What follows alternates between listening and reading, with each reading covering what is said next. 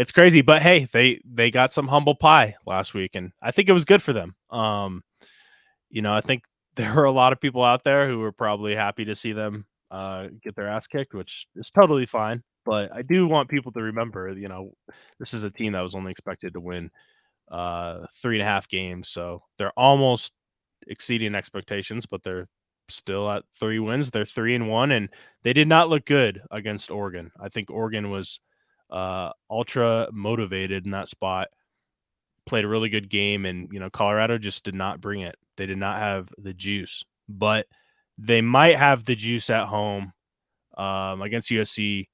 But this spread is 21.5, of course, favoring the Trojans with a total of 73.5, 74.5 at some spots. One of the highest totals we've seen. To my knowledge, it's the second highest total of the season. I was explaining to someone else. I was like, yeah, we used to see, an occasional 80, maybe like a 78. But with the new rules, I think it's kind of pushed that down just a tad. But this is still a pretty high total. So do you have any leans in this one? Well, this line has actually dropped, right? Because it opened at maybe 26 or 25 Yeah, I or think Circo opened it at 25 when they reopened it. Yeah, so yeah, definitely so that dropped. that obviously it's not at a great number right now at the 21 and a half. We'll have to see how that I think it'll move some more as we get closer to Saturday. Obviously, the narrative has been that neither team will play defense. So that's, like you mentioned, the second highest total. So that score is going to be astronomical. But USC has not been great at covering the spread on the road. And I don't know. It's really hard for me to figure this USC team out because I don't know if that's misleading because of their schedule thus far and they're just not that motivated. They've been playing their backups. It's kind of hard to see what they're, what they're actually about. Obviously their defense is we know their defense is bad, but even on offense, it's kind of hard to gauge. So I'm having a really tough time with this game because I think that, like you said, Colorado's is going to be more motivated. I think Deion's gonna uh, he's going to learn from last week, and I think he's going to motivate the team.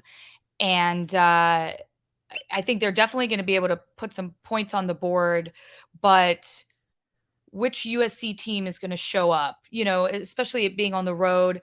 I just this is probably my least favorite game betting wise because it's just I can see it. I can see Colorado covering. I can see both teams just scoring, this game being in the 80s. I mean, I can see USC just coming unmotivated. I mean, I honestly just don't know. I'm torn. Hmm. So I grabbed this at plus 24, and obviously that's not the number that's available now. So we have to talk about what's available, of course. Um, yeah, I was like anything over 3 touchdowns for me, I had to fire up. The difference between Oregon and USC, I think for me, is Oregon just has more physicality, and I think that's a weakness that Colorado has. I mean, they do have some big guys offensively up front, but I think defensive line wise, they've really struggled. And USC still has some bigger guys, but I think overall, like that's an advantage that Oregon had, and I think Colorado can neutralize a little bit with their speed because a team like USC, they have a lot of speed, a lot of skill guys. There's going to be a lot of big plays in this one, but yeah, 3 touchdowns. I just think Colorado will have enough on offense to keep it within 3 scores, 21. Now, it's really interesting because when it gets down to 21 after a move of 5, 6 points, you have to expect some buyback, right? Because USC 3 touchdowns. I really think we might see the dip there end at 21, and I wouldn't be surprised if this kind of creeps back up to like 20, 22. around there, because it just seems unlikely that it's going to go under 21.5. That would be my prediction. Again, it's Wednesday, but we'll have to see. And I also like the over. The over is actually a play I locked in. I gave it out last night on stream, and I think we're going to have fireworks in this one. I guess my only concern is if USC gets off to like a weird slow start, because it is a 9 a.m. start time Mhm. for them, 10 a.m. local time here in Colorado. And they're coming off a game where they started at 8:30 local. So, they're college kids, of course, but I have been in those situations playing college football in the past where, it's a weird body clock type situation where, you're waking up at basically 5 a.m. local, right? And, you have to go through the quick walkthroughs, breakfast, and 10 a.m. comes quick, right? And then it's game time. So that could be one little concern for me, but I think overall I do like the over quite a bit in this spot. Yeah, I like that. I would definitely definitely lean over rather than under. A lot of Uh, points though, obviously.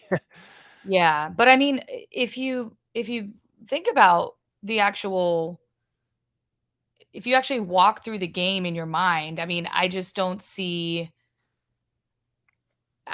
they're both gonna score, and with the Oregon game, Colorado just didn't score, Mhm. with but USC is worse on defense, so I just and the only thing that is causing any sort of hesitation on my end is that sleepy, slow start, like you said. Mhm.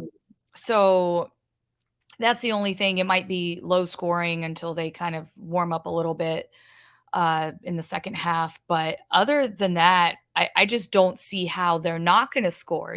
So I very much approve of that overplay.